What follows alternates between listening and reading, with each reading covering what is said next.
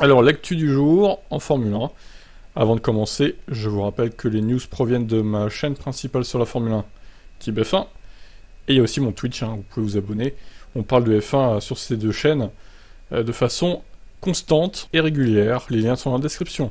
Bon visionnage. Ciao. Mercedes confirme son intention d'utiliser un aileron controversé au Mexique. La raison pour laquelle on n'a pas utilisé Austin est que nous n'avions qu'une seule de ces pièces. Donc si nous l'avions endommagé pendant les qualifs, ça aurait signifié que la voiture qui aurait été endommagée, qui aurait endommagé l'aile, serait partie de l'arrière. De plus, avec un programme très chargé, comprenant le test des pneus en EL2, nous n'avons pas vraiment eu le temps d'évaluer l'aileron. Nous aurons plus de ces pièces disponibles au Mexique. Nous allons les tester le vendredi. Nous allons vérifier si tout fonctionne comme prévu et le plan à ce stade est de courir avec cet aileron. Nous passons par un processus de révision de la CAO avec la FIA avant de venir sur le circuit, ça arrive tout le temps. Donc c'est quelque chose qui a été vu là-bas, puis ils sont revenus et ils nous ont dit on n'est pas sûr de ça, bon ça on l'a déjà vu. Donc en gros, écoutez, ils vont utiliser en essai libre au moins le vendredi. Cet aileron controversé. Mercedes est sûr que les équipes rivales ont approché la FIA au sujet de la légalité de la pièce. Toto Wolff suggérant que des changements pourraient être nécessaires, mais Chauvelin a confirmé que la pièce serait utilisée comme prévu initialement au Mexique. Et ben voilà. Allez, nouvelle polémique, c'est parti. Ciao. Mateschitz a fait en sorte que Red Bull continue en Formule 1. Donc voilà, il est mort, mais bon, voilà, ça ne remet pas en cause la présence de Red Bull. Par contre, AlphaTauri, c'est une autre histoire. Je sais pas s'ils vont évoquer ça dans l'article. Sous la tutelle du milliardaire autrichien de 78 ans, Red Bull possède deux équipes de Formule 1, promeut le Grand Prix d'Autriche, et détient les droits de télévision en F1 en Autriche via Servus TV. Red Bull a également rejeté le désir de Porsche de racheter à hauteur de 50% son équipe en vue d'une collaboration en 2026. Mais comme Mateschitz est décédé, chez lui après une bataille de 18 mois contre un cancer du pancréas, on ne sait pas ce qu'il adviendra de la société dont il est cofondateur. Les médias autrichiens rapportent que son empire de 25 milliards de dollars reviendra probablement à ses trois héritiers, sa partenaire Marion, son ancienne partenaire Anita et son fils de 29 ans, Marc. 3 jours, l'ex va avoir droit à une part aussi du gâteau. Ça c'est quand même fort. Hein. On sait peu de choses sur Mateschitz. Marc Mateschitz, le fils. Sauf qu'il dirige la marque de bière Thaler, propriété directe de Mateschitz père. Marc serait également proche du côté thaïlandais de Red Bull, la société de boissons énergisantes étant détenue à 51% par le fondateur original de Red Bull, Shalerm Yovidia. Beaucoup pensent que Mateschitz, bien que propriétaire à 49%, avait un statut spécial à la tête de l'entreprise, mais avec sa mort, le contrôle de 51% par ce monsieur pourrait maintenant devenir critique pour les décisions à venir. Les dirigeants de longue date de Red Bull, Rudolf Thierl, putain ils ont des noms, Terrell et Roland Conquin, je sais pas comment on dit, Conquin plutôt, parce qu'il y aura une cédille sinon, tous deux âgés d'un peu plus de 70 ans, devraient devenir un directeur par intérim jusqu'à ce qu'une succession plus permanente soit décidée. Bah, le fils, en même temps, du coup, il est à la quarantaine, le fils, pourquoi pas le mettre? Le nouveau directeur ne sera pas le fils de Yovidia. Putain, mais oh là là, les noms. Vorayut, j'ai 40 ans, car il a des antécédents criminels particulièrement handicapants. Ah bah, en même temps, hein, Red Bull dirigé par des criminels, moi je dis, ça va avec la marque, hein. Ça va bien ensemble, hein, vous en pensez quoi? Horner ne craint pas un arrêt des activités du côté F1 par les nouveaux dirigeants. L'avenir est fixé. Dietrich a mis en place une base très solide pour l'avenir. Il a décidé de ne pas céder des parts à Porsche malgré sa santé. Oui, parce que ça aurait pu, effectivement, ouais, du coup. En devenant un fabricant d'unités de puissance en 2026, c'était la pièce manquante de notre puzzle. Il avait la vision pour permettre que ça se produise. Il a défini cette vision, et il a été impliqué jusqu'à la semaine dernière. Il avait la vision et a approuvé le plan de Red Bull Powertrain pour préparer l'équipe pour l'avenir à long terme. C'est son souhait, il sera respecté, nous en avons été assurés. Bon, quid d'AlphaTauri, il n'en parle pas, dommage. Donc voilà, c'est le bordel hein, dans la marque Red Bull. Qui va reprendre le contrôle à 49%, du coup, on ne sait pas. Bon allez, je vous laisse commenter, ciao. Alors, James Walls évoque Austin avec un dernier relais en médium qui n'aurait rien changé selon lui. La décision concernant les pneus que nous utilisions en course remonte en fait à la semaine précédente à la course. Dans notre cas, ce que nous avons souligné, c'est que nous pensions que le pneu dur face au médium serait plus utile. C'était clairement le cas l'année dernière, et nous pensions que le tendre, ce qui s'est avéré être le cas aussi, serait trop faible en course. On a pris cette décision avant le début du week-end de course. Une partie de la complication que vous rencontrez est que vous devez avoir suffisamment de pneus tendres en qualif pour être en mesure de passer avec succès, tout en ayant suffisamment de pneus pour avoir une course réussie. Ça ok, ouais. Wolff ne pense pas que l'équipe aurait pu gagner avec un autre train de gomme médium, car Verstappen était également plus rapide en début de course quand lui et Hamilton étaient tous deux chaussés du pneu à flanc jaune. Je pense pas, je pense que nous avons eu la preuve du premier relais de la course où nous avons à la fois Lewis et Verstappen sur ce pneu médium. Il a gagné 5 secondes par rapport à nous, et en fait nous avons commencé à tomber de la courbe de la dégradation à la fin de ce relais. Notre voiture n'était tout simplement pas dans le rythme dont il avait besoin, et le pneu dur, même s'il était moins bon en début du relais, a permis de faire un bon relais contre le médium. Je pense que la vérité est que nous avions une bonne chance d'essayer de gagner la course. Nous avons bénéficié de quelques circonstances qui nous ont mis en avant, mais ce n'est pas vraiment le choix du pneu qui aurait fait la différence. Je comprends son point de vue. Après, je pense qu'il restait trop de tours en fait, qu'il aurait fini quand même par le rattraper Lewis. Enfin, Verstappen aurait fini par rattraper Lewis du coup, mais peut-être un peu plus tard. Mais bon, au final, ça n'aurait pas changé grand-chose, il se serait fait bouffer avec le DRS et tout. Donc, bon. Effectivement, pas de regret. Allez, je vous laisse commenter. Pas de pronostic pour Mercedes à Mexico. De Vries va remplacer Russell. Alors, De Vries, qui en partant chez AlphaTauri, va quand même rouler encore chez Mercedes. Ok, bon, ouais, au point où on en est, remarque, hein, j'ai envie de dire, pourquoi pas. Mais qui peuvent mettre d'autres, en fait, dedans? C'est ça. Au moins, on sait que De Vries, il va pas se planter avec la voiture, quoi. Il est fiable. Le jour de la course à Austin a été une montagne russe d'émotions, même si nous n'avions pas vraiment le rythme pour gagner. C'était génial d'être dans le peloton et mener la course. Wolf, déclare-t-il. Les évolutions que nous avons portées au Texas nous ont fait faire un pas en avant et nous étions plus près de la tête que nous l'avons été récemment. Lewis a mené une course exceptionnelle pour terminer P2 et George a marqué un bon nombre de points malgré sa voiture endommagée. Nous devons maintenant maintenir cette dynamique. Nous sommes prudemment optimistes en direction du Mexique. Mais la W13 peut être imprévisible d'une piste à l'autre. Nous devrons donc attendre de voir ce qui se passera sur le tracé de Mexico. Alors Mexico, je dirais quand même que ça peut convenir à la voiture. Parce qu'à Zandvoort, la voiture était quand même plutôt bonne par rapport à la concurrence. Et Mexico ressemble un peu à Zandvoort, sauf que là, la différence, c'est qu'il est en altitude. Donc je sais pas ce que ça peut faire par rapport à la traînée. Peut-être que ça va être un peu négatif. Je sais pas, on va voir. Mais moi je dis qu'il peut convenir un peu plus qu'Austin à la voiture, hein, parce qu'il y a moins de ligne droite quand même. On verra. C'est toujours bon d'être de retour au Mexique, les fans sont fantastiques et l'ambiance est spectaculaire à chaque visite. Ils savent comment organiser un spectacle brillant. Nous avons donc hâte d'être de retour à Mexico. Mercedes satisfera enfin à son obligation de faire rouler 2 fois un jeune pilote cette année. Sans surprise, Nick De Vries sera encore mobilisé. Même si le Néerlandais a signé pour être titulaire chez AlphaTauri, De Vries avait remplacé Hamilton en France. Nick remplacera George en Duel 1 ce week-end dans le cadre de l'attribution des séances à des jeunes pilotes. Nous sommes ravis de les voir dans notre W13 et de voir comment ils se comportent. Bah ouais, il va piloter une Mercedes pour la dernière fois de sa carrière. Nick De Vries, incroyable. Comme ça, il pourra filer toutes les infos nécessaires à AlphaTauri. Ce collabo, incroyable. Scandale. Voilà, pour ça, je vous laisse commenter. Alfa Romeo quitte la F1 parce que le travail est fait. Ouais, bon, le travail, je sais pas ce que ça a vraiment apporté à la marque, mais bon. Il faut regarder les choses de manière objective et le fait que je sois un fou de sport auto n'y change rien. Déclarait donc Jean-Philippe Imparato, le boss d'Alfa Romeo. Bien au contraire, le partenariat que nous avons avec Sauber était un accord de qualité. Il avait été très bien négocié par mon prédécesseur. Nous l'avons utilisé avec un très bon rendement dans toute la période de redressement de la marque Alfa Romeo sur le marché. Nous avons plus utilisé la F1 sur ce partenariat avec Sauber qu'elle nous a utilisé. Aujourd'hui, la griffe est très rentable et en plein renouveau. Les conditions changent et nous n'avons pas du tout envie de mettre en F1 l'énormité des ressources qui sont et vont être investies par certains de nos concurrents. Donc on se retire gentiment, proprement. Le chef du projet d'Audi, Adam Baker, ne s'inquiète pas quant à lui que le futur constructeur a choisi d'opérer en Suisse, hors du Royaume-Uni. Regardez Ferrari, ils le font aussi, et ça a bien marché pour eux. Vous pouvez être compétitif en dehors du Royaume-Uni, parce que nous avons aussi des gens avec de grandes compétences techniques, et c'est intéressant et stimulant pour la région et pour l'Allemagne d'avoir à nouveau une équipe là-bas. Ok. Bon, à voir ce que ça donnera. Alfa Romeo, bon. Après, ils doivent avoir des données à analyser. Je pense qu'ils savent mieux que nous ce que ça a apporté le partenariat avec Sauber. Après, bon, il n'y a pas eu de grosses performances non plus éclatantes, même si évidemment, ils ont pu jouer sur le fait qu'ils étaient en Formule 1 pour la com, etc.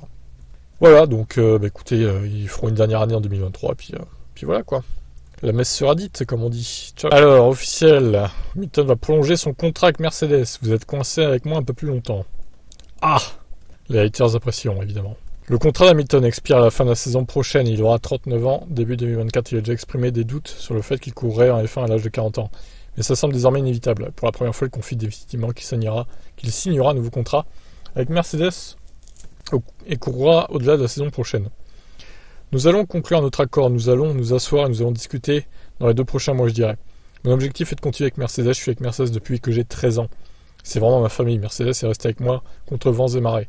Ils sont restés avec moi avec ma détermination à soulever les problèmes de diversité et d'inclusion en Formule 1. Ils m'ont aidé à travers les hauts et les bas et les erreurs, etc. Et donc je crois vraiment en cette marque, je crois en les gens qui sont au sein de l'organisation, je vais être le meilleur coéquipier que je puisse être pour eux, car je pense que nous pouvons rendre la marque encore meilleure, plus accessible, encore plus forte qu'elle ne l'est. Je pense que je peux en faire partie intégrante. En ce qui concerne mes plans pour l'avenir, chaque année, à la fin de l'année, vous êtes assis là et j'essaie d'analyser mon année et d'analyser mon prochain plan de 3 à 5 ans. Il est difficile de penser à 10 ans. Non, 10 ans, non. Voilà. Mais où est-ce que je me vois? Quelles sont les choses que je veux faire? Quels sont les objectifs que je veux atteindre? Et des choses s'ajoutent. J'ai beaucoup d'affaires en cours, j'ai beaucoup de choses réussies, vraiment positives, d'opportunités, de succès extérieur. Mais je veux continuer à courir. J'aime ce que je fais, je le fais depuis 30 ans. Je pense pas que je devrais arrêter. Je pense que je mérite toujours ma place et je veux faire mieux encore. Je pourrais m'arrêter maintenant car j'ai beaucoup d'autres choses en cours sur lesquelles je serais super concentré. Vettel a décidé d'arrêter. C'est sa décision, mais je ne base pas mes décisions sur les autres. Et oui, il a des enfants, c'est sûr. C'est différent pour moi. Je n'ai pas encore de famille, je suis toujours engagé à 100%. Car j'imagine que lorsque vous avez de la famille, il est difficile d'être engagé à 100%. Car vous sacrifiez tellement que ça signifie beaucoup pour vous. Nous sommes sur des chemins différents, construisant des choses différentes. Comme Alonso d'ailleurs, il n'a pas d'enfant non plus, Alonso. Hein. C'est pour ça que les deux, là, ils vont pouvoir continuer, quoi. Est-ce que je m'imagine être ici au-delà de 40 ans? Peut-être. Je suis ici par pur amour de travailler dans l'organisation dans laquelle je suis, alors oui, il va falloir compter avec moi. Vous êtes coincé avec moi un peu plus longtemps. Alors, reste à savoir combien de temps. Combien d'années il va re-signer? Est-ce que ça va être 2 ans supplémentaires, donc jusqu'à fin 2025? Est-ce que ça sera 3 ans supplémentaires jusqu'à fin 2026? Ça reste à voir. Donc voilà, Lewis qui va re-signer, c'est quasi sûr, à 99%. Allez, je vous laisse commenter. Alors, Russell fait un bilan de sa première saison chez Mercedes et évoque le futur. J'ai abordé la saison avec un état d'esprit très ouvert, je savais que nous entrions dans une toute nouvelle ère qui avait aucune garantie qu'on réussirait. Bien sûr, je suis venu ici pour remporter des courses, je suis pas satisfait de terminer dans le top 5 à toutes les courses. Mais encore une fois, je dois être rationnel, je ne peux pas être déçu de mes résultats de cette année, car à chaque fois ou presque, ils ont été optimisés. Il s'agit de ma 4ème saison F1, j'ai travaillé si dur pour en arriver là, et je me sens prêt à me battre pour des victoires des championnats. Je suis engagé avec l'équipe sur le long terme, je suis convaincu d'être au meilleur endroit possible pour me donner une chance de devenir champion du monde. Pour une équipe du calibre de Mercedes, nous avons sous-performé de manière substantielle cette saison, mais je vois la lumière au bout du tunnel, ce sont ces moments qui font une équipe. Soit vous écroulez car il y a trop de pression, vous perdez votre rationalité, soit vous devenez plus fort ensemble. Je vois comment l'équipe aborde les problèmes rencontrés de manière presque scientifique, ce qui devrait toujours être le cas dans une écurie de Formule 1. Nous sommes rationnels, en permanence, et nous ne prenons aucune décision dans le feu d'action. Il y a toujours l'analogie du verre à moitié vide et du verre à moitié plein, mais vous devez retenir le positif et regarder vers la lumière plutôt que l'obscurité. C'est ce que j'ai essayé de faire toute l'année, de regarder vers la lumière. Je vois à quel point nous avons progressé le dimanche, comment les résultats ont été d'une certaine manière les meilleurs possibles avec la voiture qu'on a. C'est ce que je me dis plutôt. Nous sommes Mercedes, donc nous devrions gagner. Russell a désormais un objectif clair pour les 3 courses restantes. Si nous remportions une course cette saison, nous pourrions repartir avec le sentiment d'être bien revenus après un parcours difficile. En tant qu'équipe, nous devons terminer devant Ferrari au championnat constructeur. Ce serait une manière parfaite de terminer l'année pour nous. Ouais, ça va être compliqué. Hein. La pilule serait bien sûr difficile à avaler pour Ferrari qui avait la voiture la plus rapide en début de saison. Et pour nous, un tel accomplissement serait important sur le plan psychologique en mode 2023. Ouais, il y a beaucoup de points de retard les gars quand même là. Je vais regarder mais il y a 50 points je crois encore. Ils ont marqué 14 points de plus aux États-Unis et donc il y a 53 points. Ouais non, c'est impossible. Il faudrait un double DNF de Ferrari sur les 2 prochaines courses et que Mercedes marque des bons points. Mais ça paraît peu probable quand même. Mais en vrai, si ça arrivait, Ferrari serait au fond du trou là. Bon, je vous laisse commenter, ciao. Alors, Braun, qui s'en prend un petit peu à Wolff indirectement quand même, on sent qu'il y a de la tension entre les deux. Alors que la saison pourrait se terminer sans victoire pour Mercedes, la physionomie de cette année laisse Ross Braun pantois. Il y a tellement de gens intelligents là-bas, je suis étonné, estomaqué, qui n'aient pas surmonté leurs problèmes et pris le dessus. Braun n'apparaît pas ensuite comme le plus grand des soutiens de Wolff. Il rappelle qu'il n'a connu que le succès avec Mercedes et que c'est maintenant qu'arrive le moment de la vérité. C'est plus ou moins le sens des critiques de Horner, qui rappelle que Toto Wolff n'a eu que pour seul mérite que d'hériter d'une structure gagnante, créée justement par Ross Braun. Il est arrivé dans une structure gagnante, il a maintenant eu ses premiers problèmes, ses premiers gros problèmes. Quand vous connaissez ses hauts et ses bas, c'est toujours cela qui est la vraie mesure de vos capacités. Je lui ai dit une fois, Toto, tu as fait du bon travail, tu n'as pas laissé tomber le ballon que je t'ai passé. Et il s'était offensé, il a dit, c'est ça que tu penses de moi? En vérité, Ross Braun ne semble pas avoir digéré son départ de Mercedes fin 2013. A-t-il été poussé vers le départ par Toto Wolff lui-même? Écoutons Osborne sur Toto Wolff, le premier décrivant l'ambition du deuxième. Il a toujours été, vous savez, raisonnablement poli. J'étais sur le déclin et lui, en pleine ascension. Il passait toujours du temps avec les gens, à discuter de leur situation, de leurs difficultés. Je savais que j'étais sur le déclin parce que mon intérêt, la façon dont je travaillais, la façon dont je m'impliquais, était avec une approche moins motivée, il pouvait le voir. Bon bah voilà, alors du coup, il n'y a pas de scandale, Ross, si tu étais sur le déclin que tu le reconnais toi-même. Place à la jeunesse, n'est-ce pas? Bon après voilà, on peut comprendre qu'avec une nouvelle réglementation, et surtout des budgets capés, c'est ça aussi, hein. Vous croyez quoi, si Mercedes pouvait dépenser 300 ou 350 millions comme il le faisait chaque saison, les problèmes auraient été réglés énormément plus vite. Et oui, dès la mi-saison, je pense, voire même avant peut-être. C'est les budgets capés qui ont foutu l'équipe dedans, hein, clairement. Tant pis, c'est le jeu. On espère que 2023 sera meilleur. Je vous laisse commenter, ciao. Alors c'est Hamilton Day aujourd'hui, hein. Après avoir déclaré qu'il va re-signer, il a déclaré qu'il a quand même eu du mal à se remotiver après le fiasco de 2021, de la dernière course surtout. Ça semble s'être passé il y a des années. Je veux dire, c'était définitivement dur pour l'esprit et l'âme. Peu importe comment vous voulez l'appeler. Est-ce que j'allais vraiment ne pas revenir? Je suis pas du genre à abandonner comme ça, vraiment. Ce qui était vraiment cassé, c'est de croire que le sport ferait quelque chose comme ça. Que ça se produira, étant donné qu'il y a tellement de gens sur qui vous comptez pour que ce soit juste et équitable. Vous vous attendez à ce que le travail soit bien fait. Et le résultat d'un championnat du monde, pour lequel tant de gens ont travaillé si dur, résulterait finalement d'une mauvaise décision de quelqu'un. C'est probablement la seule chose qui me triturait. Ce n'est pas à cause de mon manque d'amour pour travailler avec mon équipe, etc., etc. Si vous pouvez perdre un championnat à cause d'actes répréhensibles au sein d'une organisation, alors ça vous donne beaucoup de doutes. Mais j'ai passé du temps avec ma famille, et c'était vraiment la meilleure partie de la guérison de mon âme. Vraiment. J'ai juste donné tout mon temps aux enfants, ses neveux et nièces, construisant des bonhommes de neige, en étant simplement présent avec eux. Ça m'a permis de vraiment récupérer, de rebondir. Si je n'avais pas été avec eux, j'aurais été coincé dans un trou. Lorsqu'on lui a demandé s'il estimait que les décisions prises par Masi à Abu Dhabi étaient délibérées pour tenter de l'empêcher de remporter une 8e course, il répond je ne sais pas quand même. Hein. Il répond pas non, je pense pas quand même. Il répond je sais pas. Bon, écoutez, voilà. Bah, je pense pas qu'il y ait eu un complot contre Hamilton quand même, faut peut-être pas exagérer. C'est juste qu'il a fait de la merde, c'est tout. Il a fait de la merde. C'est pas la première fois qu'il faisait de la merde, Masi, de toute façon. Hein. Ça fait si longtemps maintenant, je pense que c'était juste une mauvaise décision. Je suis sûr qu'il y a de l'ego impliqué, et puis il y a aussi les parasites. Il y a des gens qui parlent à son oreille. J'ai pas l'impression que c'était particulièrement ciblé. Et oui, le parasite Horner, évidemment. Bon, il y a aussi Wolff qui a parlé dans son oreille à Masi, on va pas se mentir. Si les semaines hors saison ont consisté à surmonter le traumatisme du passé, une fois la décision prise de continuer, il était temps de rompre ce fil de négativité. Il a appris une leçon précieuse à ce sujet il y a 15 ans, fin 2007, lorsque le titre était à sa portée, avant d'être arraché à la dernière minute par Kimi. Je refuse de vivre dans le passé, j'ai vécu ça en 2007 en tant que jeune, ça m'a définitivement empêché de dormir la nuit, et c'était négatif. Lorsque vous vous accrochez à une certaine négativité, lorsque vous vous accrochez à la haine ou quoi que ce soit, ça vous retient simplement. J'avance, peu importe ce qui s'est passé dans le passé, j'ai choisi de ne pas m'y attarder. Il n'y a rien à faire, il n'y a rien que je puisse faire. J'ai tout donné, j'ai sacrifié des choses pour ça, mais je suis prêt à le refaire. C'est donc vers cela que j'essaie de travailler. Beaucoup de fans lui accorderaient un 8e titre mondial après Abu Dhabi. Que ressent-il? Est-il le plus grand pilote de F1 de tous les temps? Je sais ce que je suis, je sais à quel point je suis bon, mais j'aime pas vraiment parler. J'aime juste parler sur la piste. C'est ce que mon père m'a toujours dit. Quand j'étais enfant, quand nous courions, nous étions victimes de discrimination parce que nous étions les seules personnes de couleur sur les circuits. Mon père m'a dit de parler sur la piste. Donc même aujourd'hui, j'ai pas l'impression d'avoir besoin de dire quoi que ce soit. Je vais juste parler ce que je fais sur les circuits et en dehors des circuits. À chacun d'avoir son jugement. Bon, en fait, toutes ces interviews, je pense que ça vient de Jimmy Kimmel, clairement là. Il était allé, quand c'était le week-end d'Austin, il est allé après le lundi, je crois, dans l'émission de Jimmy Kimmel. Ça vient de là, hein, je pense, tout ça. Hamilton admet même une fois, il avait décidé qu'il reviendrait.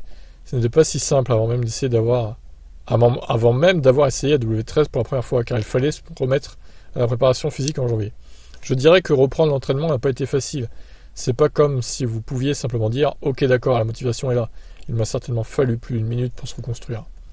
Mais j'ai continué à m'entraîner pendant toute la phase hivernale et j'ai généralement essayé de maintenir ma forme physique.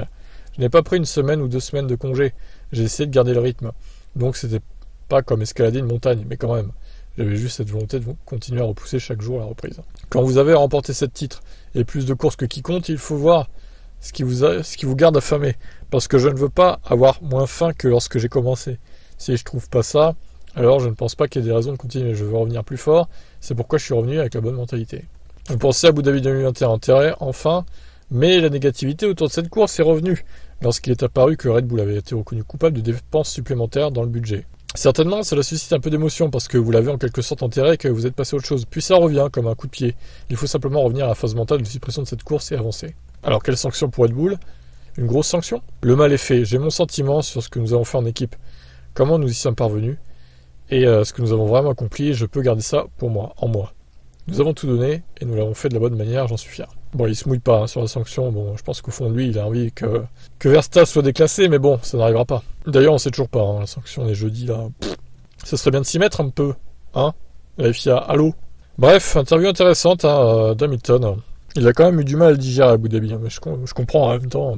Même les fans ont eu du mal à le digérer aussi. Hein. Alors lui, j'imagine même pas, quoi. Sur ce, je vous laisse commenter.